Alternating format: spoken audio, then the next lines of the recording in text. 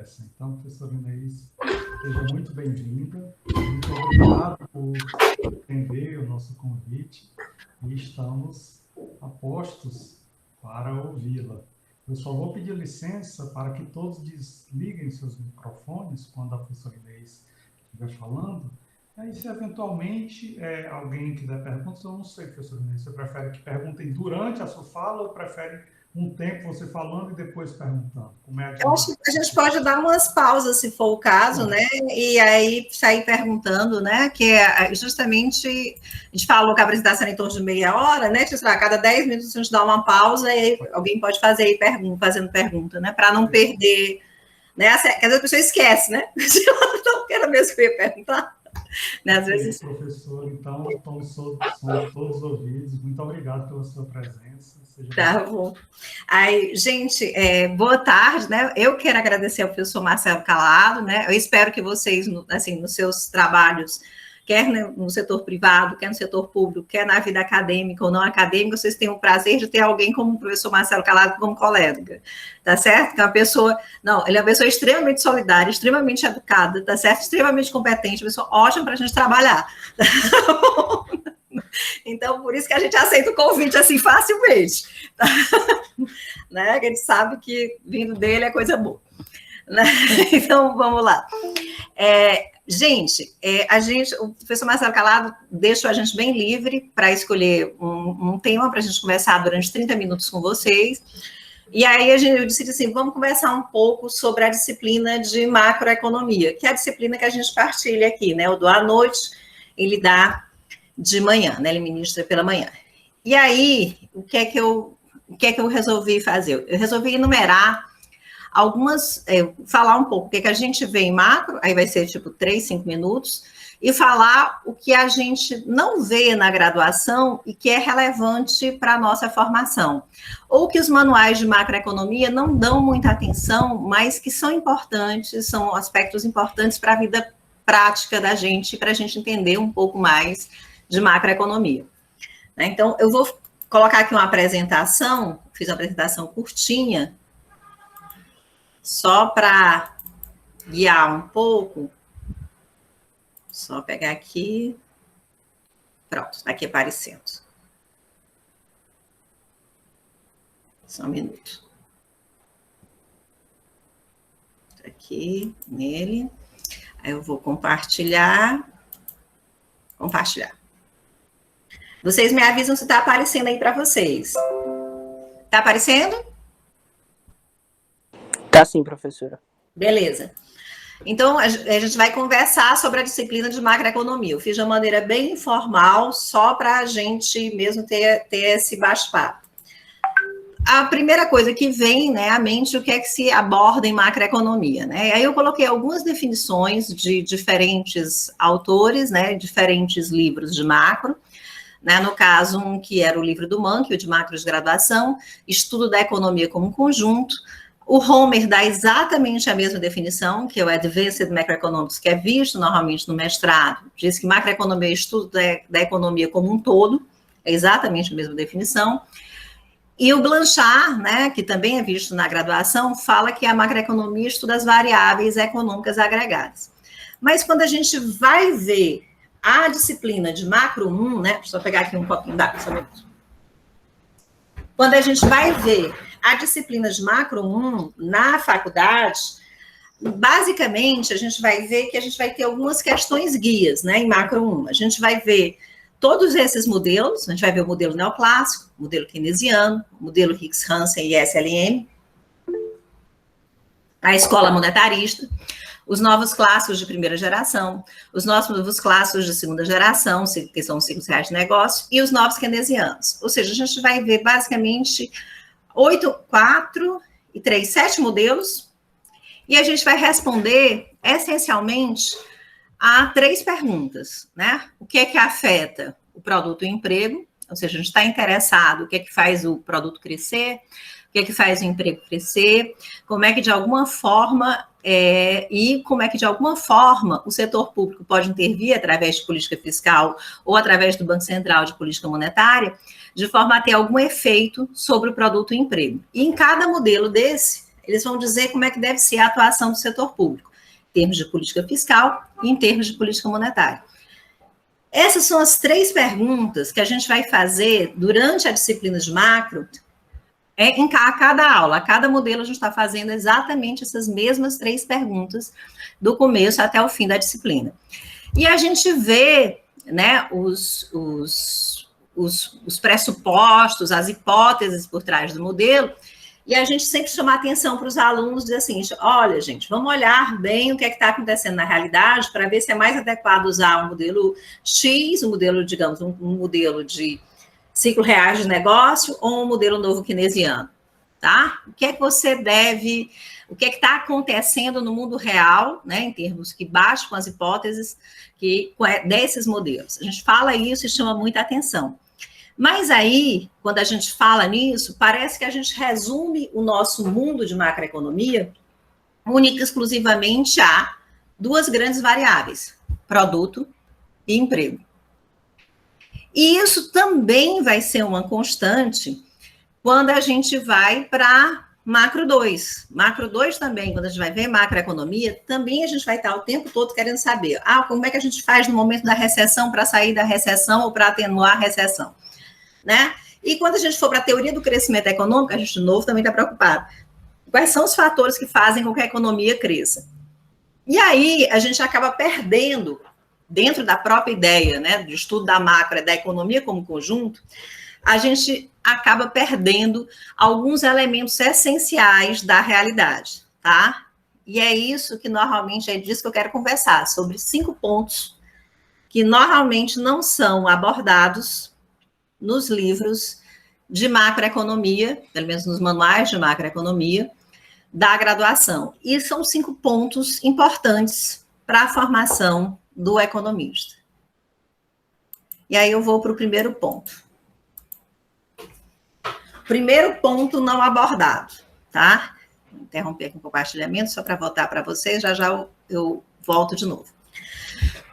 O primeiro ponto não abordado. O primeiro ponto não abordado é uma questão que é justamente com relação ao PIB, né? A grande variável que a gente trabalha é o PIB, né? Para medir crescimento, para medir bem-estar social, e a gente tem a sensação até de um certo espraiamento, né? Quando cresce, todo mundo vai ficar bem, né? E a gente tem uma ligação, a gente tem aquela associação, né? No caso da lei de Ockham, né? Que se aumentar o produto, vai diminuir a taxa de desemprego, né? Algo meio que quase que instantâneo.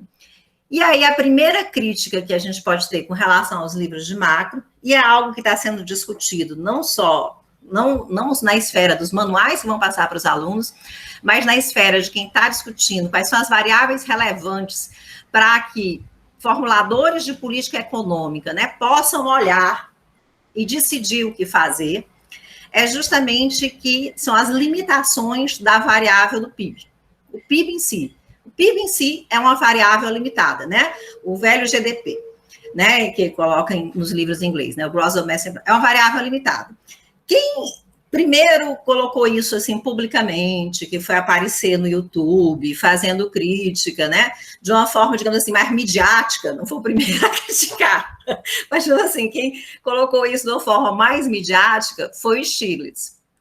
E a partir dessa discussão, né, que o Stiglitz puxou e que outros economistas puxaram, né, alguns nobéis, né, como o Stiglitz também, você saiu em 2009 justamente esse trabalho aqui, que é um trabalho da Comissão de Mensuração da Performance Econômica, do Desempenho Econômico e do Progresso Social, né, que é um trabalho do Stiglitz, do Joseph Stiglitz, Nobel, né, Amartya Sen, também Nobel, e o Jean-Paul Fitoussi, né, é um trabalho que ele diz assim, para além do PIB, né, o que é que a gente tem que medir numa sociedade o que é relevante para essa sociedade, né? O que é relevante para nós, seres humanos.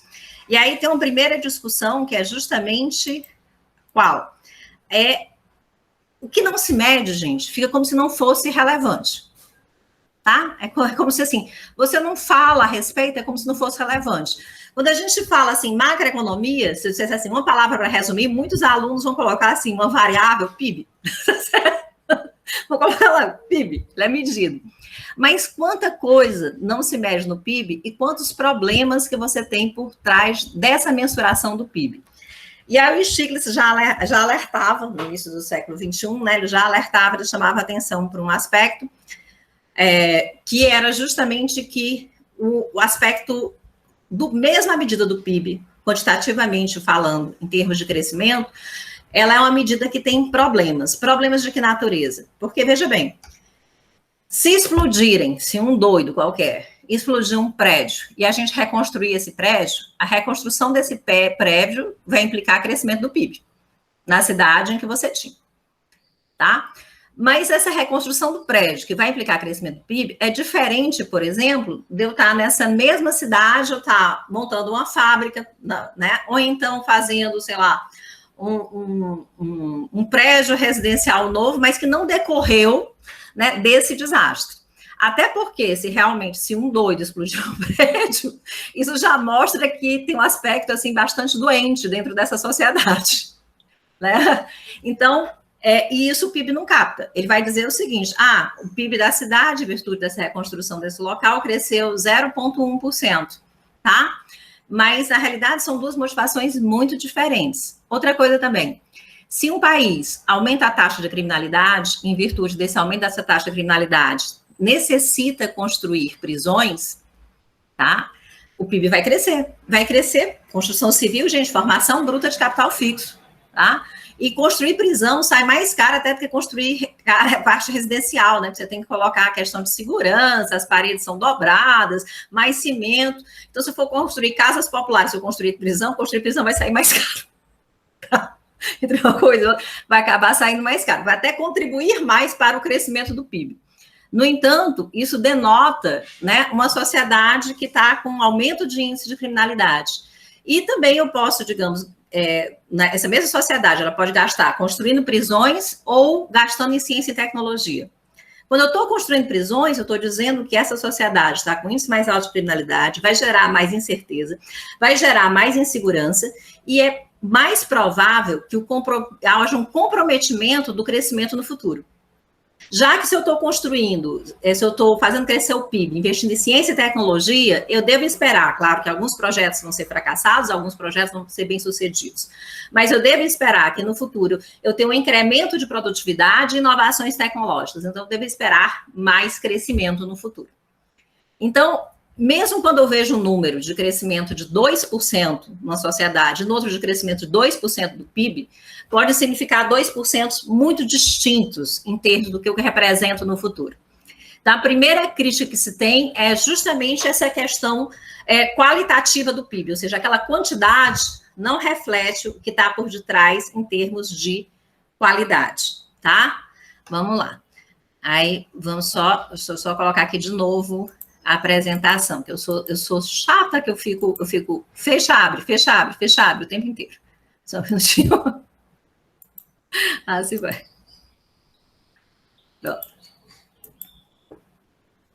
Então, aqui, como a gente falou, né, o aspecto qualitativo, né, da medida atual, né, como a gente já comentou, a questão das prisões, né, versus tecnologia.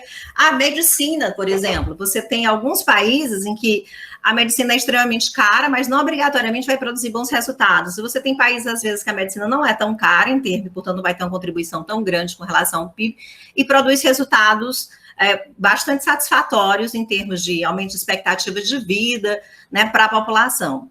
Esse é um aspecto qualitativo na medida atual. Um outro ponto também com relação ao PIB é a questão de elementos que, de fato, não são abordados no PIB. Por exemplo, um elemento que não é abordado no PIB é a questão, né, que a gente tem, a questão do autoconsumo, né, produção para autoconsumo. Puxa vida, né, você, como não é voltado para o mercado, não é abordado no PIB. Mas se eu tenho um país que, por exemplo, tem um elemento, por exemplo, Índia, que é um país que tem uma zona rural significativa, que as pessoas produzem muito por alto consumo. Então, você não vai ter uma parte significativa da economia que não vai estar lá representada, e que, de fato, representa uma renda não monetária para as pessoas que estão lá plantando e comendo aquele alimento. Não vai estar lá no PIB. Há atividades também que são importantes, com as chamadas economia do cuidado, como, por exemplo, nesse momento da pandemia, eu acho que a economia do cuidado está, assim, no nível altíssimo. Tem uma parte de economia do cuidado que não é pago. Por exemplo, aquela coisa de você ir na casa da sua mãe para levar à feira, para ela não ter que ir no supermercado, tá certo? Para não ter chance dela se contaminar. Isso é um cuidado que se tem e é uma tarefa não paga. Né? Não vai entrar no PIB. Mas isso, claro, que vai ter reflexo no sentido de não adoecimento de idosos, porque outras pessoas estão, de alguma forma, cuidando delas. Né? Ou ainda crianças que ficam em casa e com isso os pais ficam mais tempo dedicados a essas crianças. E que obviamente, e esse cuidado, mesmo o não pago, né, não vai entrar no PIB. O cuidado pago entra, é engraçado, né? Se você cuidar da sua mãe doente, o PIB não cresce. Mas se você contratar uma cuidadora para fazer o mesmo serviço que você está fazendo, o PIB cresce. Tá?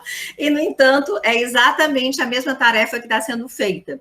E, com isso, acaba tendo uma subestimativa, principalmente dessas tarefas que envolvem muito relações humanas, né, no caso, que é o cuidar da mãe, cuidar dos filhos, e envolve a reprodução social, né, porque como é que essas crianças vão se tornar adultas sem esse cuidado, né? E envolve também um aspecto de civilidade da sociedade, né, no sentido de que as pessoas foram idosas, contribuíram produtivamente e agora elas cuidaram de outros e agora elas precisam ser amparadas na velhice. Dá uma ideia do grau de civilidade, né, dessa sociedade.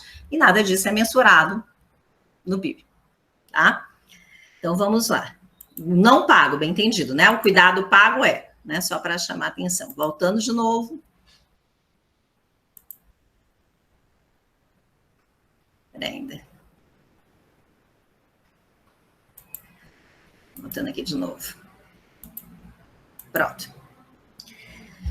E aí, quando tem uma discussão, né, já mais recente, em 2018, a OECD lançou um trabalho que é Beyond GDP, né, além do PIB, né, para além do PIB.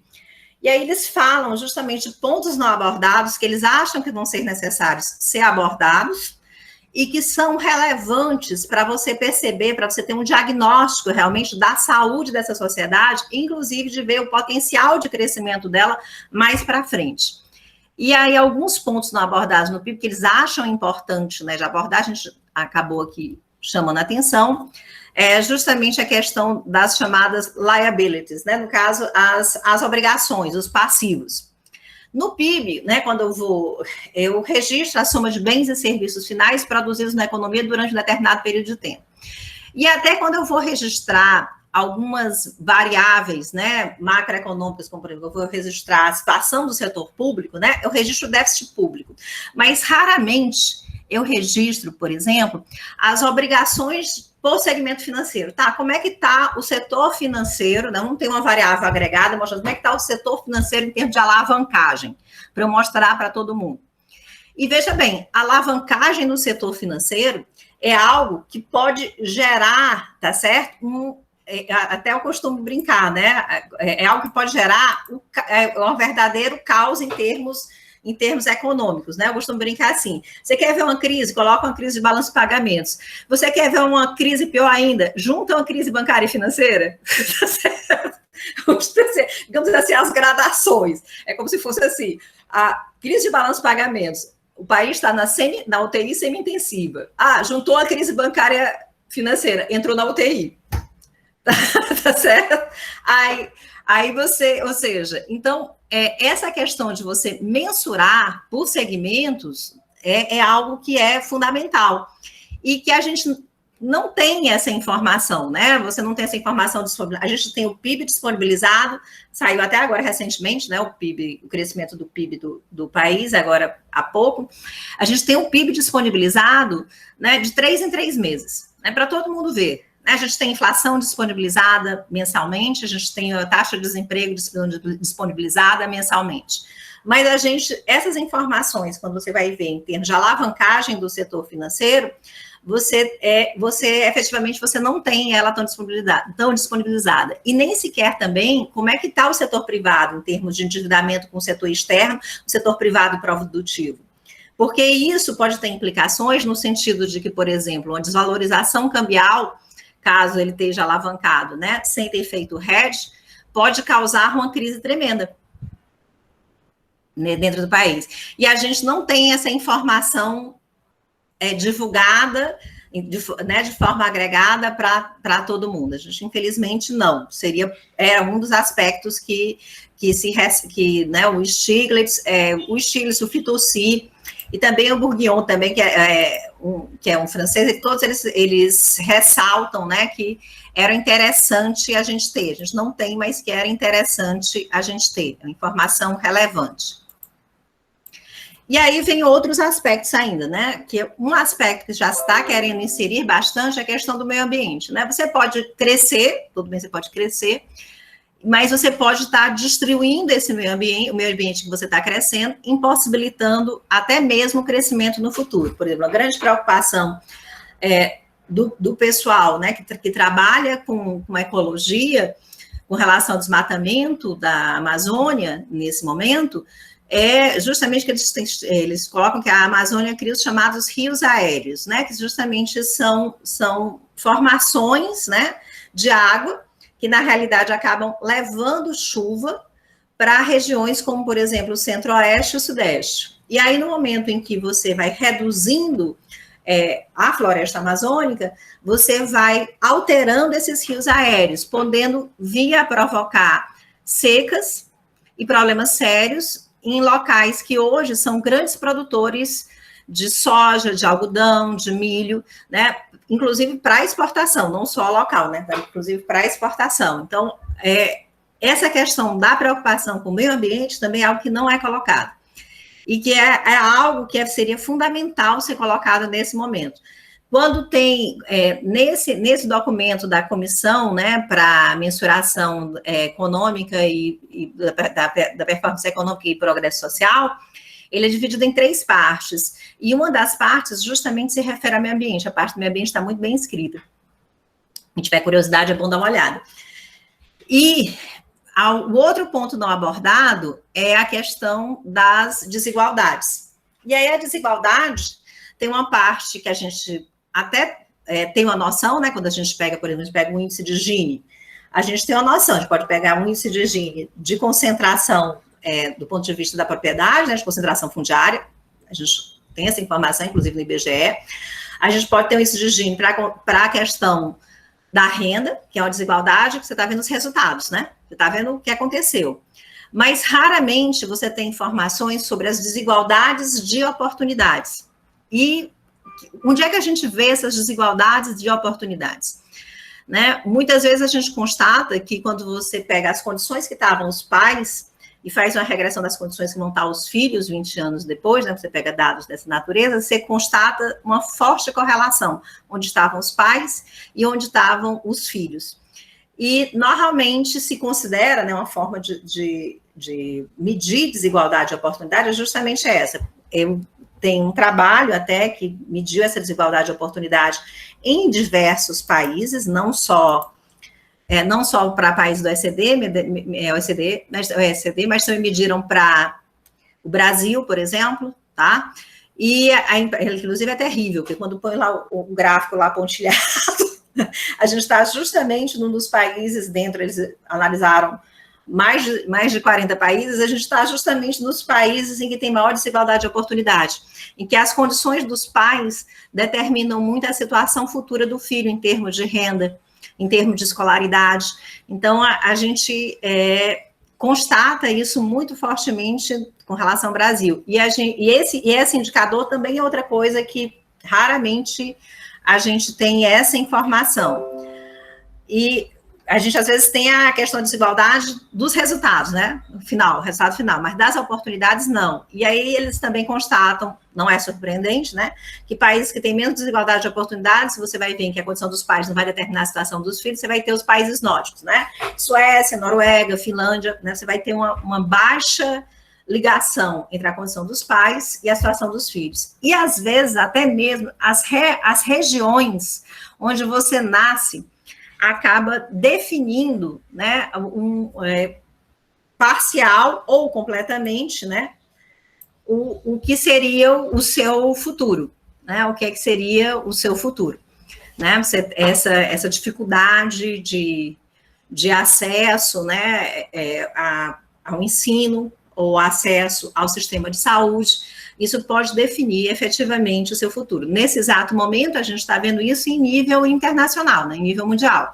As pessoas que nasceram em países ditos desenvolvidos estão sendo vacinadas muito mais precocemente do que as pessoas que nasceram em economias emergentes.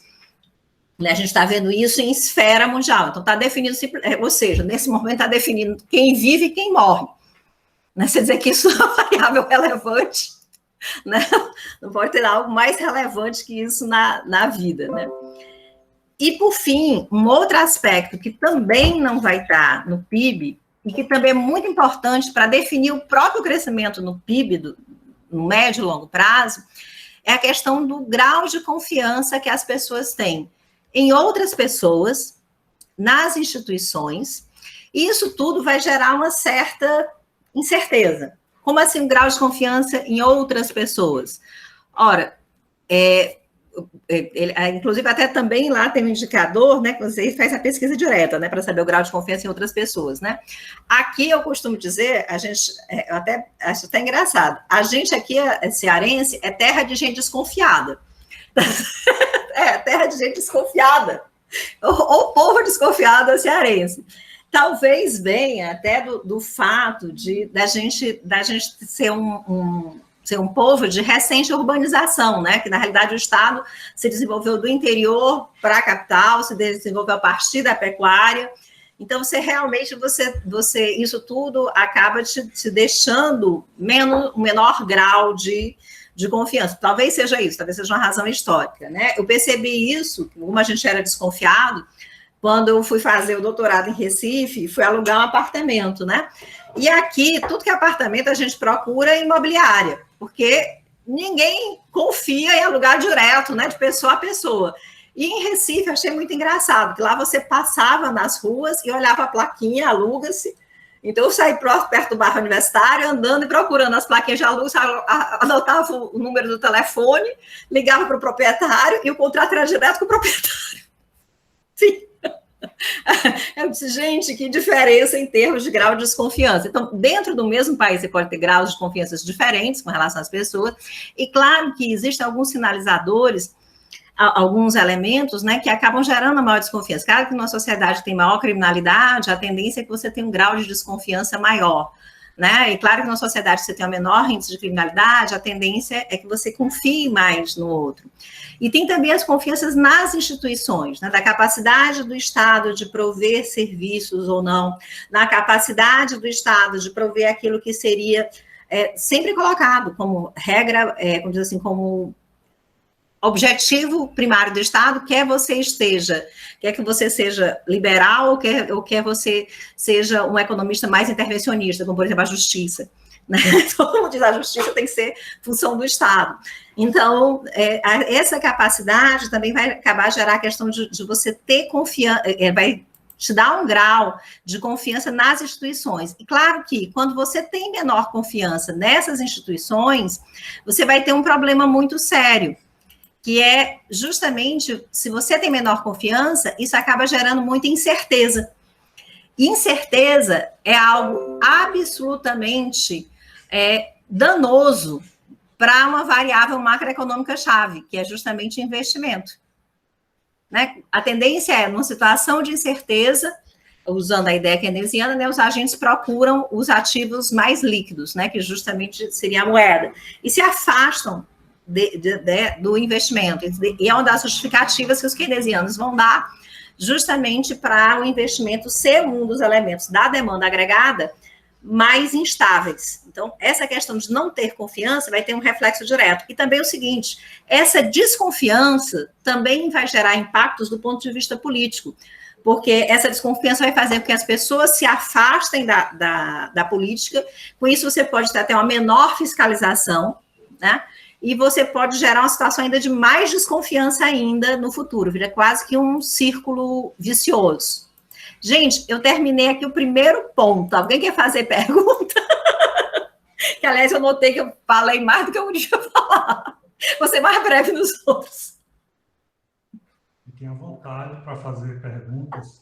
O que eu achei engraçado foi aquela expressão regiões definindo filhos. Antes da explicação, eu pensei uma coisa completamente diferente. Porque eu acho que nessa semana a China mudou, né, a política. Foi para 3, né? 3 filhos para o casal, né, agora.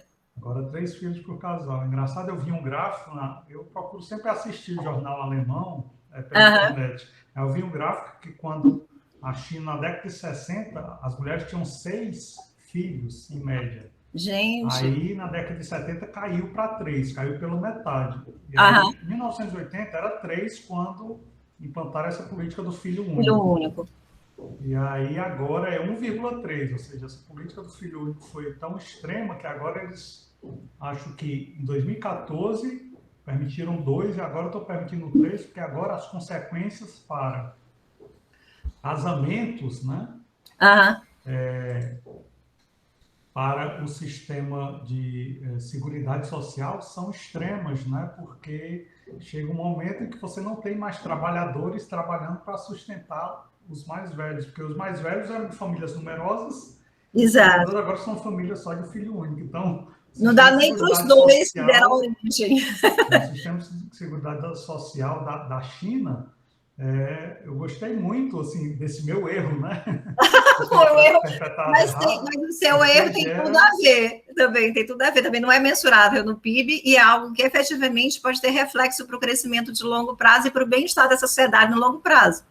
Exatamente isso, porque esse meu erro de interpretação, antes que você falasse, depois você falou, claro, ficou muito claro, né? Mas assim, não se mede, né, uma política como essa, achando, o grande problema é a superpopulação, os altos comissários, né, do Partido Comunista Chinês, eles achavam que aquilo era um grande problema e não viram que a ausência de população pode ser um problema tão grande quanto até maior. E eles têm um problema até também do número de meninas em relação a meninos, né, também, porque como culturalmente, né, o homem é que deve amparar, né, os idosos, os pais na velhice, então houve uma incidência significativa, né, de abortos, né, de crianças, né, que eram meninas, né, de fetos que eram meninas, justamente para garantir ter esse amparo na velhice, né? Então você criou também um desequilíbrio dessa natureza, né? Uma proporção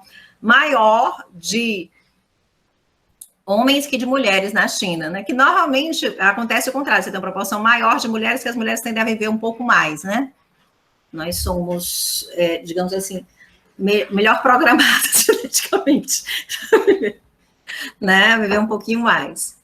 Agora eu vi aqui, alguém tem alguma dúvida que eu botei aqui no chat? Não, aqui só tem... Ninguém tem dúvida? Ninguém quer fazer algum comentário, alguma coisa assim? Se for, eu vou seguindo. Não? Então eu vou seguindo. Sou eu. Podemos continuar. Eu vou colocar aqui de novo. Então, esse foi o primeiro ponto, né, que normalmente não está nos livros de macro, né? Que é justamente a questão do PIB, que se considera como variável relevante somente o PIB. Aí, a segunda variável, e aí a gente colocou, né, alguns, aqui a gente já comentou, né, porque esse ponto é importante, né, porque questão de ver como é que está o meio ambiente, né, ver como é que está a distribuição dos ativos e dos passivos na sociedade, isso pode ter impacto mais lá na frente, né, medir importa, né, e o que se mede, né, importa mais ainda, né, em termos de você definir políticas públicas, das pessoas fiscalizarem, e também até mesmo da divulgação da informação que está sendo feito por parte dos órgãos do governo, refletirem um pouco mais a realidade das pessoas, né? Imagine alguém que está numa região, por exemplo, que é uma região menos desenvolvida de um determinado país, aí diz assim, o PIB cresceu tantos por cento, né? Aí a pessoa diz assim, mas como? Eu não estou achando emprego, nada. Mas aí, se você, ao mesmo tempo, você tiver algum indicador com relação à concentração de renda, né, isso já pode refletir um pouco mais a situação daquelas pessoas que estão naquela região específica, né? Você tem um... Vamos lá. E, claro, essas variáveis, como a gente falou, né, que influenciam no tempo de recuperação dos choques, né, que vão influenciar, claro. E nesse aspecto aqui, né, tem uma frase em inglês que diz que a maré alta, né, levanta todos os botes, né? E a realidade é que não. Na realidade, o próprio crescimento do PIB, ele vai se refletir de maneira diferente em regiões do país, ele vai se referir de maneira diferente em grupos sociais distintos, considerando a renda, tá certo? E, claro, essas variáveis, por exemplo, se tem confiança ou não nas instituições e se tem maior ou menor incerteza, isso vai influenciar tanto na velocidade desse crescimento, quanto no tamanho desse crescimento, como na trajetória desse crescimento. Se ele vai ser em V, em W, em K, isso tudo vai afetar, tá? Então, é importante estar atento a essas variáveis. O segundo ponto que não foi abordado, né, que não é abordado, normalmente não é abordado nos livros de macroeconomia, nos manuais de macroeconomia que a gente vê na graduação. Questão do emprego. Né? Aí diz, mas professora, a senhora acabou de dizer que o livro de macro 1, ele quer saber quais são as desculpe, minha gente, quais são as variáveis que afetam o produto e o emprego. Sim, mas normalmente quando se trabalha com emprego, se trabalha justamente somente com uma variável, taxa de desemprego, ou então números de horas trabalhadas. Os modelos normalmente trabalham com isso, ou taxa de desemprego, ou números de hora trabalhada. E aí, de novo, vem aquela questão que tem a ver com as desigualdades. Muitas vezes, num período de crescimento, aqui interrompeu o compartilhamento só um minutinho. Pronto. Muitas vezes, num período de crescimento, você pode ter que alguns setores, dentro mesmo da classe trabalhadora, sejam mais beneficiados do que outros. Por exemplo, se a gente analisar o milagre brasileiro, de 1968 a 1973, a gente vai constatar que os trabalhadores mais qualificados e trabalhadores que tinham nível superior foram os trabalhadores mais beneficiados pelo milagre brasileiro, tá?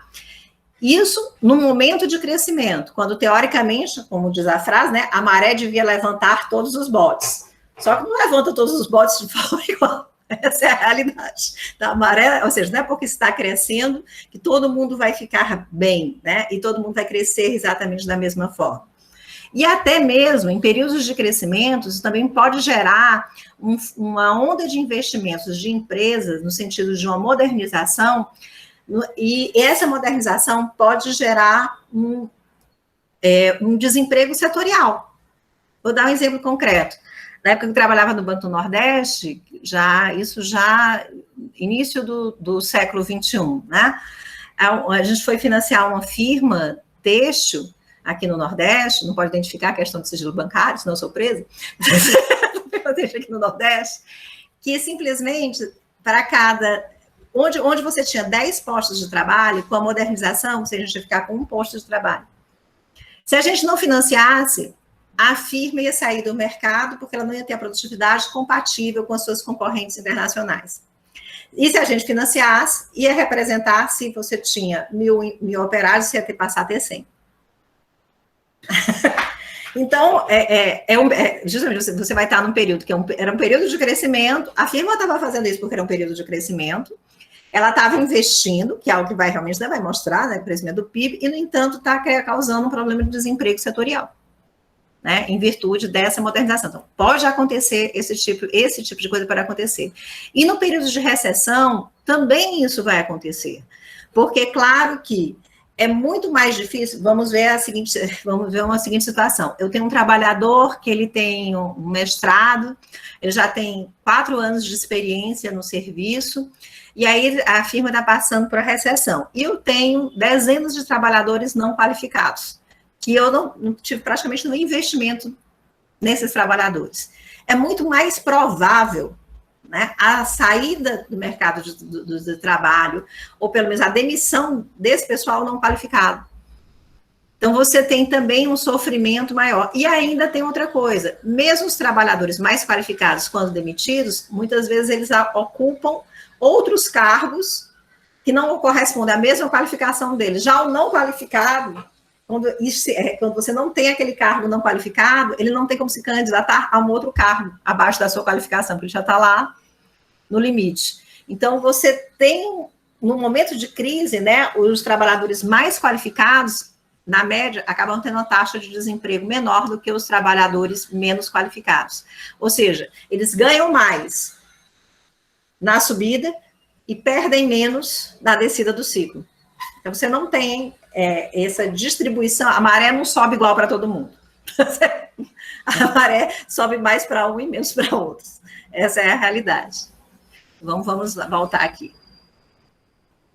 E esse aspecto, uma taxa de desemprego às horas trabalhadas, não vão refletir, tá? Inclusive, é interessante notar que os trabalhadores não qualificados no momento de recessão, muitas vezes eles ficam com empregos temporários, a questão de subutilização da mão de obra, né? Você constata tudo isso, e alguns até saem da força do trabalho, ou seja, desistem de procurar emprego. Porque até para procurar emprego existe um custo, né? O custo de não olhar na internet é mais simples, no sentido de você pode pedir a alguém, especialmente nos tempos modernos, para olhar no smartphone até de um vizinho, se você não tiver. Mas para você, por exemplo, e deixar o seu currículo em algum local, você vai ter que pegar passagem de ônibus, de ida, passagem de ônibus de volta, que tem um custo para o trabalhador que está sem nenhum recurso. Né, você vai ter provavelmente um tempo de espera, que você vai ter que pelo menos beber uma água nesse ínter, alguma coisa desse estilo. Você vai ter que tirar as fotocópias do seu currículo. Então, tudo isso envolve um custo. Então, muitas vezes, após um determinado período sem emprego, esses trabalhadores acabam saindo da força de trabalho, né, nos momentos de crise. Então, nos momentos de crise, você pode ter até uma redução da força de trabalho. Isso pode acontecer. Vamos lá. Voltando aqui. Então, esse é um aspecto, né, quer dizer, essa questão quantitativa, né, e outra coisa, que muitas vezes, quando a gente pensa assim, aumentou o nível de emprego, então você pensa que vai aumentar a renda para todo mundo, mas essa renda pode ficar concentrada em alguns segmentos. E tem também uma questão também qualitativa, né, que a gente já falou aqui, que a recessão, ela pode atingir de forma desigual regiões, né, etnias. Normalmente você tem, no Brasil especificamente, né, os considerados da raça negra, que o IBGE classifica como pretos e pardos, tendem a ter tanto um rendimento médio menor do que os denominados brancos, como também tem taxas de desemprego mais elevada. Também ela se distribui de forma desigual por gêneros, tá? As mulheres também recebem no Brasil em torno de 75% em média do rendimento médio dos homens, e também trabalhadores com qualificações diversas. E recentemente, acontece também, recentemente, que eu digo assim, nos últimos 20 anos, tá, gente? O recentemente meu, né, quando vocês nasceram. Ou seja, na vida de vocês inteira, recentemente, a gente constata, aqui no Brasil é mais recente, mas em outros países, por exemplo, na Europa, é algo mais antigo. A gente constata também esses trabalhadores, né, um surgimento de uma classe nova, por assim dizer, que é o que o Guy Stending chama de precariado, né, que são trabalhadores que normalmente não têm um vínculo empregatício formal com as empresas. Às vezes eles podem ser, como aqui no Brasil, uma microempresa individual, apesar de estar ligado especificamente a uma empresa específica, né? Digamos, o cara é jornalista, só escreve para a Folha de São Paulo. Ele escreve 40 horas por semana para a Folha de São Paulo, mas ele não está com a carteira assinada na Folha de São Paulo, tá certo? Ele está recebendo por cada artigo que ele está enviando, e ele é tratado como uma microempresa individual. E dessa forma, recentemente, você vê aspectos também de mudança na qualidade do emprego que a gente tem, que aí esse cara, desse jeito, ele não vai ter direito a férias, não vai ter direito a 13º, a não ser que ele mesmo pague pelas suas férias, né? E ele mesmo guarde um 12avos do seu salário todos os meses, para no final do ano ter um montante a mais. Mas efetivamente ele, né, ele não tem direito a FGTS, ele não tem direito a aviso prévio. Algumas dessas pessoas, quem é microempresa individual, normalmente pagam INSS, então vai ter direito à licença de saúde, mas algumas dessas pessoas, muitas vezes, sequer pagam INSS e acabam, quando adoecendo, perdem a renda e não têm o auxílio governamental, né, no caso, o auxílio referente à saúde. Então, você tem esse segmento, né, que perdeu o direito de ter direitos, do direito de ter direitos. E esse segmento, obviamente, implica que vai ter reflexos também no longo prazo, em termos de PIB, por exemplo. Essas pessoas, elas têm mais dificuldade de executar compras a prazo, porque há uma incerteza no rendimento a ser recebido no mês seguinte ou nos meses seguintes. Essas pessoas têm mais dificuldade em obter um empréstimo de longo prazo, também em virtude dessa questão do rendimento incerto com relação ao futuro. E essas pessoas também têm mais dificuldade de investir no capital humano. Por quê? Porque muitas vezes elas têm que se sobrecarregar de trabalho em determinados meses, devido à incerteza que ela tem em relação ao mês seguinte. Nesse mês, eu tenho trabalho para trabalhar 50 horas por semana, todas as semanas, mas eu não tenho certeza se eu vou ter isso no próximo mês. Então, nessa circunstância, eu me sobrecarrego e fica mais difícil eu vir a investir em um curso de maior duração, um curso de especialização, um curso de mestrado, um curso de maior duração, que possa vir garantir no futuro um retorno maior, ou seja, investir em capital humano.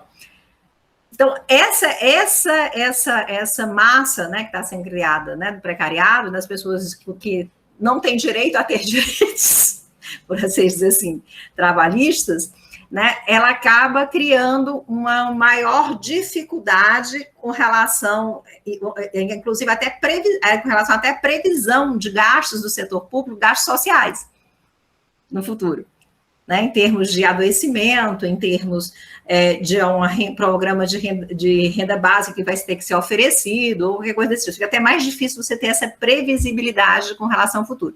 Isso vai desde o jornalista, que eu acabei de chamar a atenção, ao motorista de Uber, né, passando pelo cara do iFood, que entrega, né, que realiza entregas, aí passando pela costureira que faz facção para uma indústria de confecções, né, a fábrica entrega para ela em casa todas as peças cortadas, e ela costura, entrega por peça, ganha por peça para a fábrica. Né? E, obviamente, ela tem todo o ônus correspondente à energia elétrica, à depreciação da máquina de costura, tudo esse ônus é dela. Né? É uma forma, no caso da fábrica de confecções, repassar esse ônus para o trabalhador. Então, todas essas situações, quer dizer, não adianta você dizer assim, aumentou o nível de emprego, mas qual a qualidade desse emprego? Né? Essa qualidade desse emprego tem que ser de alguma forma mensurada. Alguma dúvida aí?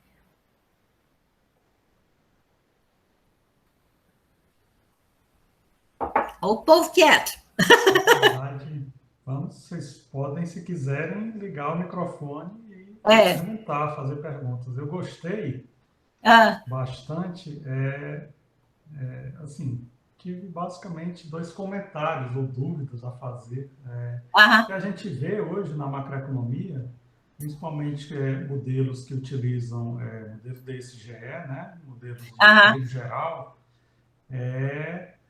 um vínculo muito forte, né, entre macroeconomia e microeconomia. Sim. E eu notei muito nos exemplos que foram dados, né, a pessoa que é microempreendedor individual, a pessoa que trabalhava com carteira assinada, depois não trabalhava com carteira assinada, trabalha com horas e tudo, são todos exemplos microeconômicos, né? Uhum. E, assim, claro, em macro 1 a gente, obviamente, não costuma dar muito alguma matéria com fundamentos microeconômicos, mas acho que talvez em macro 2, e principalmente em teoria do crescimento econômico, já existe um pouco mais de fundamentação microeconômica.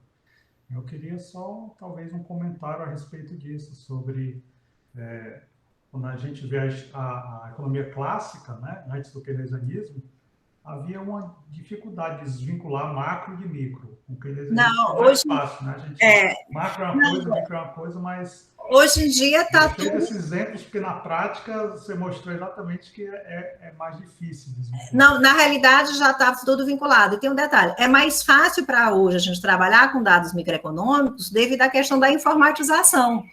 Né? Por exemplo, a gente não tem essa informação, né? O pessoal que trabalha com o fenômeno de uberização não tem informação de quanto, em média, cada um desses motociclistas que trabalham, ou ciclistas que trabalham para cima e para baixo, né? Quanto tempo eles estão... Alguém colocou uma observação aqui, só um minutinho. Quantas horas eles estão trabalhando por dia, né? E nem tem ideia também exatamente do rendimento.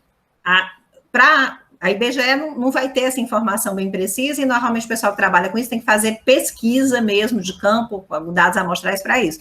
Mas, de fato, as firmas, a iFood sabe, o Uber Eats sabe, as firmas sabem efetivamente. É só uma questão de fazer com que elas venham a divulgar essa informação para o setor público, para que se possa trabalhar efetivamente com esse público e se conhecer a realidade desse pessoal, né?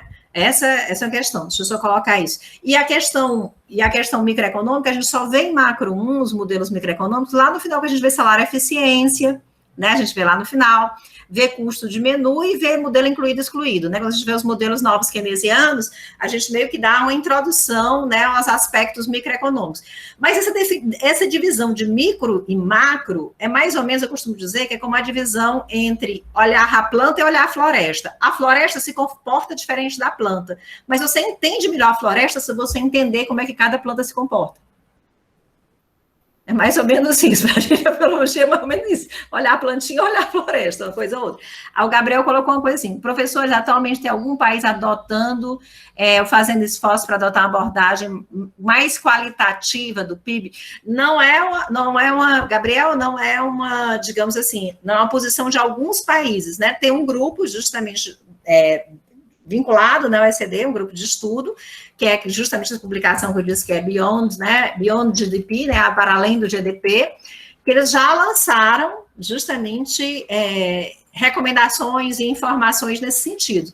Esse Beyond GDP, se eu não me engano, é de 2018, essa publicação, né, eu não sou tão, minha memória não é tão excepcional, mas eu li antes da pandemia, foi pouco antes da pandemia, então é 2018.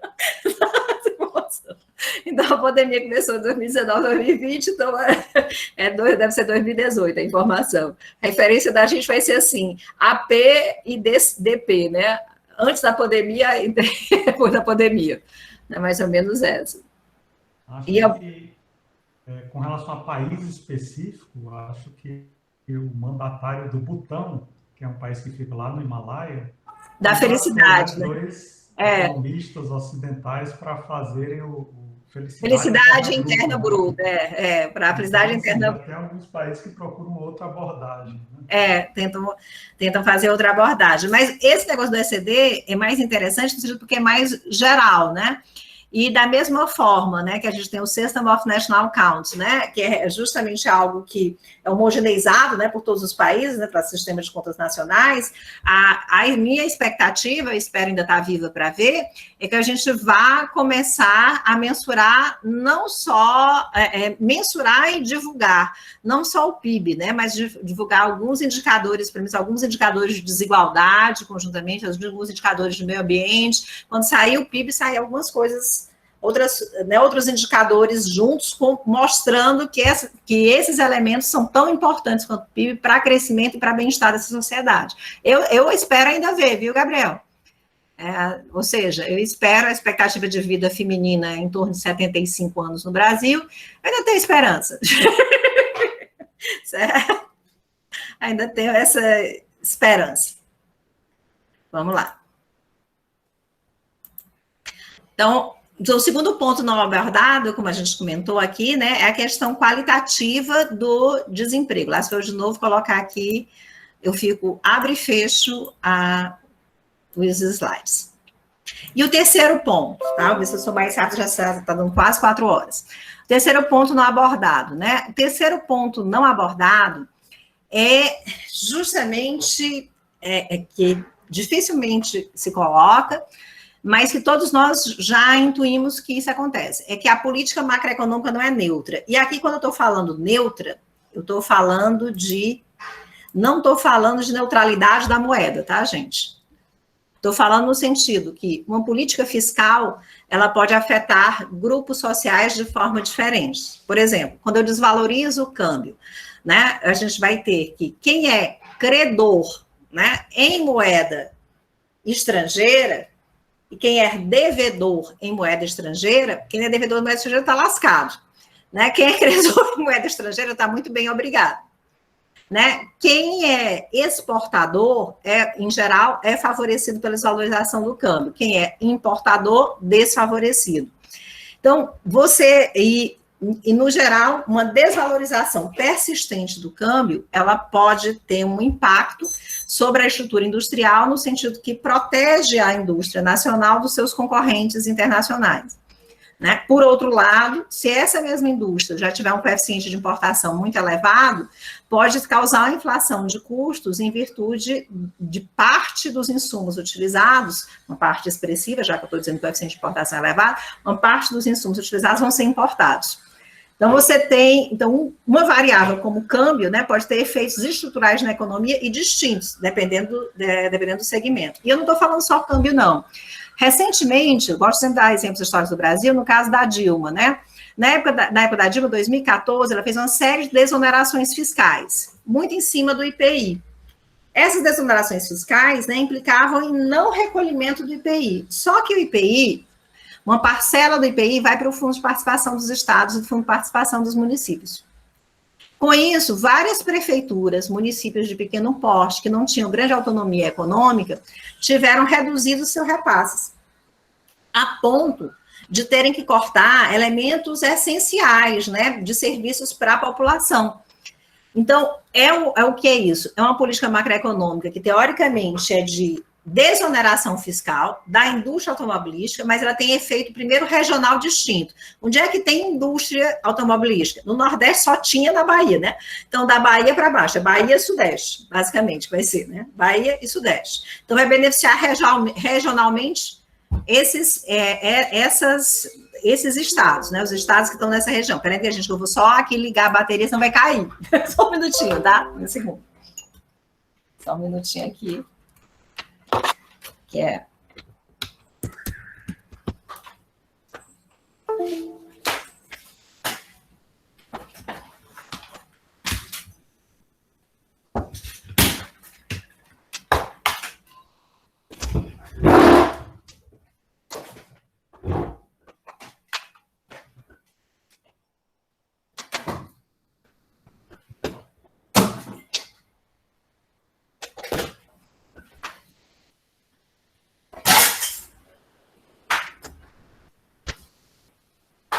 Pronto.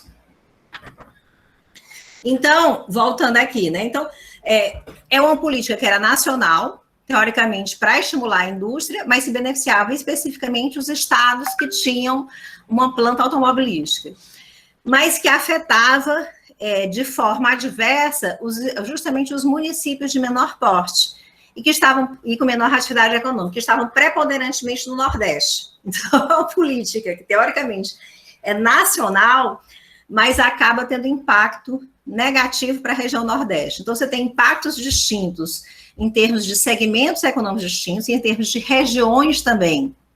Então, política macroeconômica não é neutra.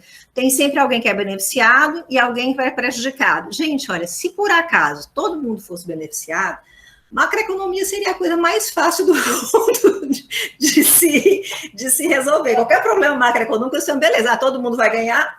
O que todo mundo sai ganhando, especialmente se tratando de um jogo repetitivo, né? Você acaba chegando a uma solução facilmente. Mas a questão é que justamente é essa. Algumas pessoas vão ganhar, outras vão perder. Algumas regiões vão ganhar, outras vão perder. Então, macroeconomia não é neutra, né? De novo, chamar atenção que essa neutralidade eu não estou chamando, não é neutralidade da moeda que eu estou falando aqui, tá? Só aqui, botar aqui outro.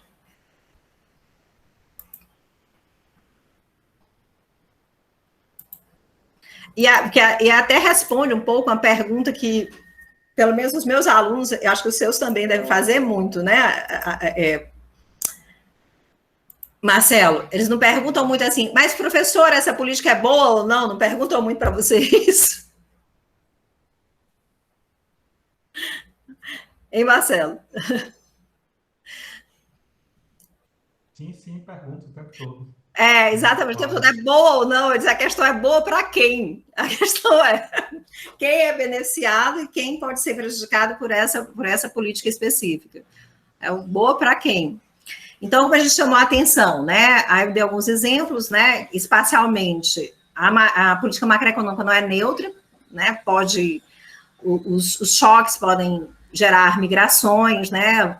Eles podem afetar diferentes regiões devido a tensões religiosas num local ou no outro. E aí eu dei exemplo das desonerações fiscais, aqui na época do governo Dilma, né? 2014, e como afetou o Fundo de Participação de Município e dos Estados, tá? E também tem uma diferença que a gente vai ter entre diferentes indivíduos, né? Por exemplo, nos momentos de recessões, né, elementos como o investimento e o consumo de bens duráveis são mais afetados. E claro que existem políticas macroeconômicas que podem gerar mudanças nos preços relativos. Então, alguns setores vão ser mais favorecidos e outros menos favorecidos.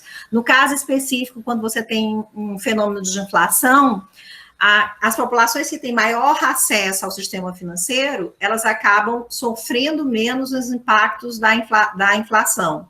Assim como aquelas que têm maior capacidade de determinação de preço. Né? E, claro, quando a gente fala em contração dos gastos públicos, vai prejudicar muito mais um cidadão que necessita do Sistema Único de Saúde e não tem nenhuma opção no seu Sistema Único de Saúde, do que quando eu fizer uma contração dos gastos públicos para alguém que tem acesso ao melhor plano de saúde do país ou que possa ter acesso ao Hospital Albert Einstein ou Sírio-Libanês. Então, normalmente, os impactos vão ser diferenciados, tanto entre as pessoas, como entre as regiões, entre os diferentes gêneros industriais, tá? Você vai ter um efeito muito distinto de cada medida macroeconômica. E a gente tem que ficar atento nisso, tá? A gente tem que prestar atenção nisso. O quarto ponto abordado, quase terminando, vou falar bem rapidinho o quarto ponto abordado. O quarto ponto abordado, que, felizmente, esse aqui, a gente fala um pouquinho, o livro do Vasconcelos fala um pouquinho, né, a questão da defasagem interna e defasagem externa da política macroeconômica, né? Por exemplo, quando o Banco Central aumenta a taxa de juros, ao fazer isso, vai ter um impacto sobre o investimento e o consumo de bens duráveis. Só que esse impacto, se estima que esse impacto que você vai ter em termos de desaquecimento da economia, seja de pelo menos 6 meses no Brasil. Então é uma coisa que normalmente variável o tempo. Né? Os alunos muitas vezes veem um modelo aí, não, a curva S se desloca para a direita, a curva LM se desloca para a esquerda, e aí pensa que subiu a taxa de juros, diminuiu o PIB. Se subiu a taxa da política monetária contracionista, LM para a esquerda, subiu a taxa de juros, contraiu o PIB. E acha que é assim, puf, contraiu imediatamente. Né? Que a demanda agregada se reduziu imediatamente. Não vê, por exemplo, que a subida da taxa de juros é o quê? O Banco Central decide imediatamente subir a taxa de juros, verdade. Você faz a reunião do Copom e está resolvido. Ou seja, a defasagem interna é pequena. Mas a defasagem externa, o efeito indireto sobre a demanda agregada, demora pelo menos 6 meses, segundo estimativas econométricas que a gente tem aqui do próprio Banco Central. Então, hoje, a gente está sentindo o efeito da subida da taxa de juros de 6 meses atrás. tá? E aqui subiu na última reunião do Copom, a gente vai saber a pancada dela de verdade daqui a 6 meses, só no segundo semestre. Aí a gente vai ter um impacto mais forte, né, dessa decisão. Então, demora um tempo, essa questão da variável tempo. Outra coisa também, quando há desvalorização cambial, pessoal, desvalorizou o câmbio, não deveria aumentar as exportações? A gente tem experiência da década de 90, que teve grandes crises cambiais, né? 94, crise do México, né? 97, crise asiática, 98, crise russa, 99, Brasil, e até chegar a 2001 na Turquia. Então, e você tem 92, crise na Europa, ou seja, de 92 a 2002 é praticamente anunciando não uma crise cambial violenta. A gente tem noção desse período, que se fez a curva J, nesse período, justamente tem a noção que as desvalorizações cambiais vão produzir realmente efeitos significativos na balança comercial, mais ou menos depois de um ano. Então, não é imediato também. Então, tudo isso, todas as decisões, né, não são imediatas. Então, é muito importante levar isso em consideração, o tempo, tá? E também é importante levar em consideração que outros alunos também dizem assim, no curto prazo, a política monetária, né, ela não é, digamos, quando estou tratando de modelo de oferta e demanda agregada, né? No curto prazo, a política monetária não é neutra, né? Ela produz efeitos reais. Mas no longo prazo ela vai ser neutra, por que a gente usa, então, política monetária? Né? Aí eu disse assim, gente, a questão é o seguinte, nós não vivemos no longo prazo, nós vivemos no curto. Então, se no curto prazo eu conseguir produzir algum crescimento no PIB, esse crescimento no PIB pode ser milhões de pessoas que estão empregadas, milhões de pessoas que não vão passar fome, milhões de pessoas que vão deixar seus filhos na escola, milhões de pessoas que vão estar melhor alimentadas, crianças de 0 a 6 anos que poderiam ter, no caso, a sua capacidade cognitiva definitivamente comprometida, que isso não vai acontecer. Então, tem um efeito real na vida das pessoas. Né? O que acontece no curto prazo tem um efeito real na vida das pessoas. Né? Então, é importante levar em consideração essa questão da variável tempo. Né? As pessoas, às vezes, esquecem muito da variável tempo. E o quinto e último ponto, que eu chamo karma. Que eu brinco, esse daqui é o ponto que eu chamo karma, né? Eu sempre brinco com relação a isso.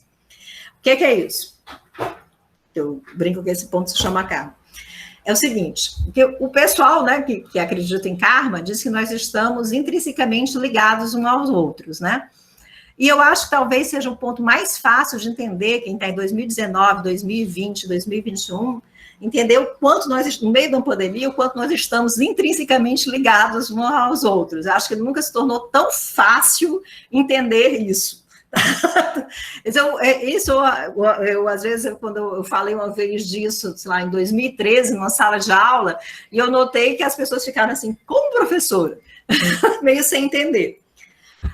Na macroeconomia, é muito conhecido o chamado efeito contágio, né? A gente fala de contágio financeiro, que você tem uma crise no mercado financeiro, que está interligado a outros mercados financeiros, e você acaba provocando uma crise em vários mercados financeiros ao mesmo tempo, contágio de natureza financeira. Aí se fala muito também em efeito manada. O efeito manada vale tanto para o lado de crescimento da economia, como para o lado de decrescimento. Por exemplo, quando você tem uma visão otimista com relação ao futuro, com relação ao investimento. Então, a tendência, você vai comprando ações de empresas que você acha que vão crescer mais no futuro. Isso é um efeito manada, mas é um efeito manada no sentido de otimismo, né, com relação ao futuro, e pode gerar um problema de sobreinvestimento, inclusive, no futuro. E você pode também ter efeito manada no sentido oposto, né, que você tem há uma interpretação de que naquele momento se tem uma bolha, se tem ou não se tem, mas se tem uma bolha, e com isso faz com que as pessoas se livrem de determinados títulos, né, e isso também, né, no caso, pode acentuar esse processo de declínio na economia, né, então a gente tem um efeito manada, tanto para o lado de otimista como para o lado pessimista, né? E tem toda a literatura a respeito, por exemplo, tem uma literatura que diz que, assim, se eu sou analista, o Marcelo é analista, a gente acha que não deve comprar a ação da empresa A, mas o mercado inteiro está achando que tem que comprar a ação da empresa A. A gente vai comprar? Não, porque se o mercado todo estiver certo e a gente comprar, a gente perde o emprego. E se a gente acertar, não vão achar a gente o ó do Borogodó, não, vão achar que por acaso a gente acertou, né, não, Marcelo? Então, isso tem uma série de modelinhos aí de natureza micro, né, para explicar esse comportamento macro do ponto de vista de contágio. E, claro, existem também um contágio de natureza real, ou através dos fluxos comerciais, né, que você tem entre um país e outro, né, e nesse momento presente, através das famosas cadeias globais de valor. A gente se lembra que quando estourou a pandemia em Wuhan, né, que já janeiro, fevereiro do ano passado, que eles fecharam a província de Wuhan lá na China, a gente começou a ter problema de abastecimento de insumo aqui no Brasil. Então, quer dizer, tinha um insumo produzido lá na China. E agora mesmo, né, nós estávamos no mês passado, né, sem IFA para fabricar, que é um insumo produzido na China, para fabricar as vacinas aqui, que eram as vacinas do Butantan. Né, do Butantan e da Fundação Oswaldo Cruz, da Fiocruz. Então, a gente constata que a gente está, em virtude justamente dessa tecnologia de informação que a gente tem hoje, de comunicação, e também de transportes, que melhorou muito, né, que baixou muito tanto os custos de transporte como os custos de comunicação, que a produção do mundo, atualmente, é uma produção global. E isso acaba criando um vínculo muito forte entre as diferentes economias que aparentemente não deveriam ter um vínculo tão forte e acabam tendo vínculos muito fortes, né? O pessoal brincava, né, quando acontecia, no passado, dizia que quando acontecia uma coisa na Argentina, depois acontecia no Brasil, né, que dizia que era efeito Orloff, eu sou você amanhã. Mas a coisa está errada. Na realidade, quando acontece uma coisa no Brasil, depois impactava na Argentina, porque a gente tinha um peso maior na economia argentina do que a economia argentina na nossa. Né? Era muito mais nesse sentido. Né? Então, a gente está intrinsecamente interligado. Né? Não tem mais como fugir disso. E não dá, e isso implica também limitações para as próprias políticas macroeconômicas, né? Empresas transnacionais como, por exemplo, a Google, que eu estava até brincando com o Marcelo no início do nosso encontro, né? Que a Google é empresa cidadão. Se eu abrir outro navegador que não seja da Google aqui e quero fazer uma apresentação, ela trava. Ela não quer monopólio do mundo de jeito nenhum, né? Ela trava o outro navegador. Tem que usar o Google Chrome. Então, a gente observa empresas transnacionais de grande porte, elas acabam tendo receitas, né, que são maiores do que PIBs de alguns países. E claro que com isso também vai ter uma influência tremenda, tanto no que se refere à questão política partidária, né, mesmo de eleição, né, de candidato X ou isso, pela manipulação de informação, como também com relação ao impacto, né, nas cadeias produtivas, né, que estão dispersas pelo mundo em diversos países, né? Todo mundo se lembra, agora recentemente, teve um dia que o Google falhou, vocês se lembram, né, que o Google Meet falhou? Né, que todo mundo achava, achei tão engraçado, que como se acha quase como um Deus onipresente, né, o Google Meet, né? Todo mundo começou a achar, disse, vixe, meu computador está com problema, minha rede está com problema, e eu aqui em casa, eu reclamando, eu tenho 2 redes aqui em casa, eu com 2 redes nenhuma funcionando. E mais tarde se descobriu que era justamente o Google Meet que estava com problema, na realidade era um problema na Google. Né? Então, você tem essa ligação, qualquer agente que opera no espaço nacional, ele tem que considerar essas interligações internacionais. Vai ser mais importante a diplomacia, o estudo de relações exteriores, o estudo do impacto da economia de outros países com relação às nossas, vai ser mais importante do que nunca agora no século XXI. Tá? Eu acho que talvez seja um dos períodos que isso seja mais intenso. E para concluir, finalmente, eu falo demais, gente. Quando eu escrevi aqui, né, eu achei que a gente ia passar 30 minutos. Né? É o problema de quando a gente não faz a apresentação para a gente mesmo, né? A gente só vai jogando ali e dá esse tipo de problema. Me desculpem aí o meu excesso. Então, só para resumir, né, a teia é muito maior do que a gente imagina, né, em termos de macroeconomia, que a gente tem que estudar subjacente, que não está lá no livro de macro, né? Outros aspectos, além do PIB, a questão da qualitativa no emprego, o impacto de políticas macroeconômicas sobre espaços distintos e sobre grupos distintos, o tempo que vai demorar para que essas políticas econômicas façam efeito, tá? E a interligação de uma determinada economia nacional com o resto do mundo, se ele vai ser encarado como uma economia pequena, como uma economia grande, e como é que vai se dar essa interligação e essa dependência do resto do mundo. Eu coloquei, para quem tiver interesse, isso daqui eu não coloquei, acho nem 1/10 do que eu devo ter usado em termos de bibliografia, mas é o que eu me lembrei de cabeça, porque eu fiz de cabeça nessa apresentação. Foi o que eu lembrei de cabeça para achar a bibliografia, né? Justamente sobre essa questão de contágio, né? Tem esse texto clássico da Genoa e Bandari, tem também esse texto do Oxford, né, que trabalha com contágio. Aqui são 3 livros de macro, só para definição de macro. E sobre a questão do precariado, tem esse livro do Guy Stenden, A Nova Classe Perigosa do Precariado. Mas, claro que, como eu falei para vocês, né, quem quiser ver sobre a questão do PIB, olha o projeto da OECD, né, Beyond the GDP, procura que você vai encontrar lá